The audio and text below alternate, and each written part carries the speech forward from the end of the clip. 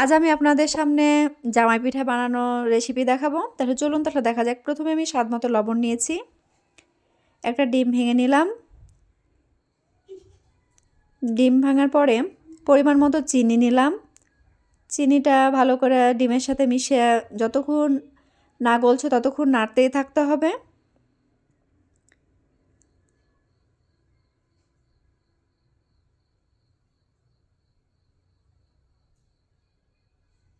এই দেখেন এরকম হবে।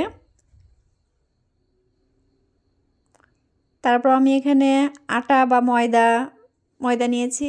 এখানে চালের গুঁড়া নিয়েছি হাফ কাপ, ময়দা নিয়েছি 1 কাপ। ভালো করে এখন মেশাতে হবে। তারপরে আপনাদের তরল দুধ হলে দুধ দিতে পারেন, না হলে আমি এখানে পানি ব্যবহার করেছি। পানিটা আপনার পানিটার মাপ দেখাচ্ছি না, প্রয়োজন মতো যতটুক ব্যাটারটা তৈরি করতে পানি প্রয়োজন ততটুকু আমি এই যে দেখেন আমার ব্যাটারটা আমি একটু আপনাদেরকে দেখাচ্ছি কেমন হবে ব্যাটারটা। আমার ব্যাটারটা হয়ে গেছে। এখন আমি চলে যাব ভাজতে। ওই কারণে আমি একটা কড়াইতে তেল নিয়েছি। তেলে আমি ছাঁচটা অনেকক্ষণ ডুবাই রেখেছি।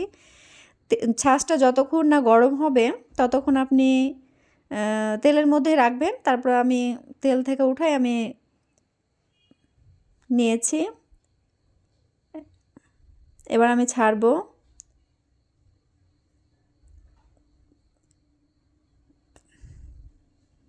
ছাঁচ থেকে একা একাই পিঠাটা খুলে যাবে।